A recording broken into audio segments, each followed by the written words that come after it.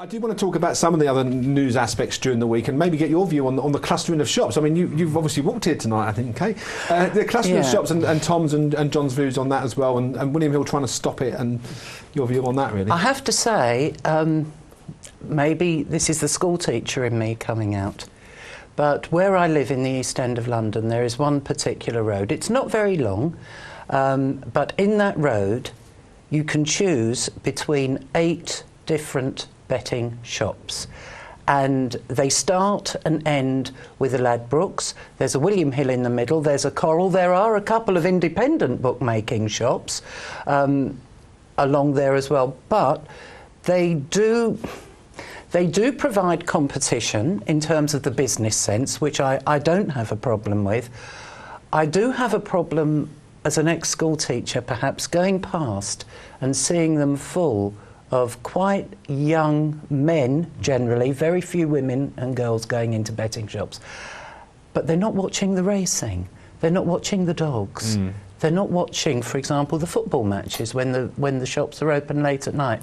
Can I ask you, Tom? Tom? Obviously, you're in the young category. Yeah, well, do you prefer to bet online, or would you go in a betting shop and spend your afternoon in the betting shop now? Bit of both. Doesn't bother me. Right, really does not bother me. You know, if you fancy a bet, then you know, it's always nice to go and collect a bit of cash, as it is when you're on course, and so yeah, you know, it is nice to go down to your betting shop in town. But you know, if you've got the racing on at home and you're a bit hungover on a Saturday, like a lot of us young'uns are, then you'd flick your laptop open and have a bet. It really doesn't bother me. I think what you're referring to is it packed full of youngsters playing these betting terminals, which obviously we've discussed quite a lot on the show, but that seems the issue. But my point on this is, no matter how many betting shops you have clustered on one street, and no matter how full up there are the people, you know, nobody's making them go in there, nobody's pulling them in. It's a deal of social responsibility. People have to understand what betting is. You know, just because it's like saying there's 7 curry houses in a row, 7 Chinese in a row,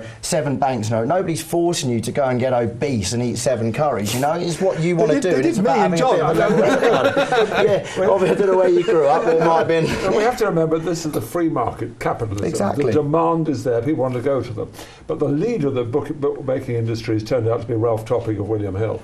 And unfortunately, I think he's retiring next year, which is very bad for the industry, because he's really forward thinker. Give him £200,000 to the winner of the William Hill Greyhound Derby. It's really a huge boost for greyhound racing, which is struggling so much. So Ralph Topping has realised the way the current trend and the feeling in the country among the politicians, when you get the Labour Party calling for one of their debate days, Ed Miliband leading on it, calling for the cutback on the FOBs, and the political will to do something is there, forgetting, of course, that if compulsive gamblers, they can go on the internet 24 hours a day. Poker, roulette, whatever you want. So it's ridiculous. You may have been able to do it 30 or 40 years ago, trying to control it, which would have been bad enough anyway. So there's no control over it. So Ralph is saying this is a problem. You get Diane Abbott, the Labour MP up at Hackney, which you're really fond of. A pal of mine, Diane Abbott. But you can see, and as you were saying, Diane, when you go down on the 7-10 betting shops in the street, you ask the question, what would the betting shops be like if they weren't there? They'd probably be boarded up anyway. It's bringing employment, but you can say it aggravates a social problem, but the problem is there anyway. When can we learn, and when can you teachers start telling people self-control, responsibility for your own life, your own decisions? Could we quickly answer that? Can I answer that? There is part of the school curriculum is something called citizenship. And do you know that gambling is actually on that syllabus? And the whole issue of addiction, and of course gambling comes under that. My grandfather said to me, because he was quite a prolific gambler, and he said to me that gambling wasn't about what you could win, it was about how much you could afford to lose, and not count the cost of.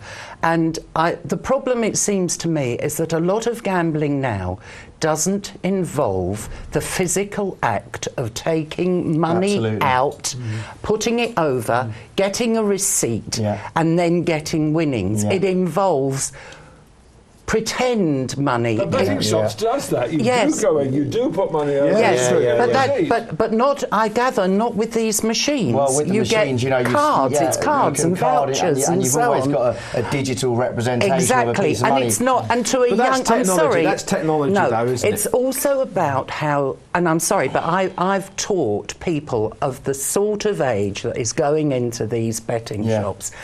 When you're in there with your friends, particularly, and I'm sorry to say, if you're a lad, you do have this thing about impressing.